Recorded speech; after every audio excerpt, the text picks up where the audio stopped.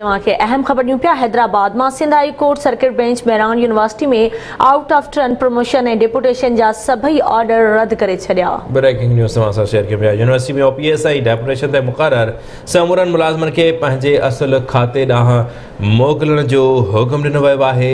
हैदराबाद में breaking news तव्हां share कयूं पिया। Sindh high court circuit bench Hyderabad Mehran university में आउट ऑफ टर्न प्रमोशन ऐं डेपुटेशन ते मुक़रर थियल सभिनी मुलाज़िमनि जा ऑर्डर रद्द करे छॾिया आहिनि। अदालती हुकुम ते अमल दरामद करे 1 महीने अंदर रिपोर्ट तलब कई वई आहे। तफ़सील मालूम कंदासीं। हैदराबाद में आवाज़ न्यूज़ रिपोर्टर नसीर चना सस लाइन ते मौजूद आहे। नसीर, कहिड़ा तफ़सील आहिनि, आगाह कजो।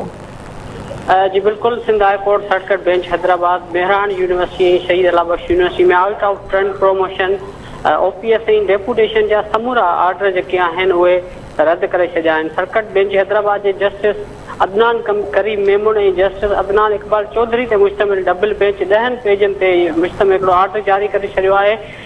जे मूजिबि अदालत out of turn promotion OPS deputation ऐं रिटायर्ड मुलाज़िमनि बाबति जेके समूरा ऑर्डर हुआ उन्हनि खे मुअतल कंदे खेनि असुल जॻह ते मोकिलण ऐं मुक़ररु करण जो हुकुम ॾेई छॾियो आहे। जॾहिं अदालत चीफ सेक्रेटरी सिंध खे हुकुम ॾिनो आहे त फ़ैसिले ते अमल दरामद कराए रिपोर्ट महीने अंदरि एडिशनल रजिस्ट्रार जे मार्फत अदालत में जमा कराई वञे।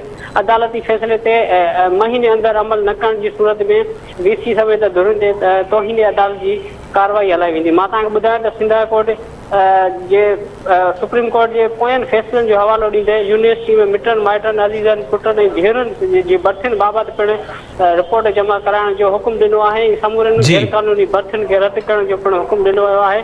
अदालती ऑर्डर में चयो आहे त जेके मुलाज़िम डिघे अरसे खां मोकल ते वियल आहिनि उन्हनि खे पंहिंजे इदारे में वापसि मोकिलियो। ठीकु आहे, वॾी महिरबानी नसीर हिन हवाले सां अपडेट करण जे लाइ।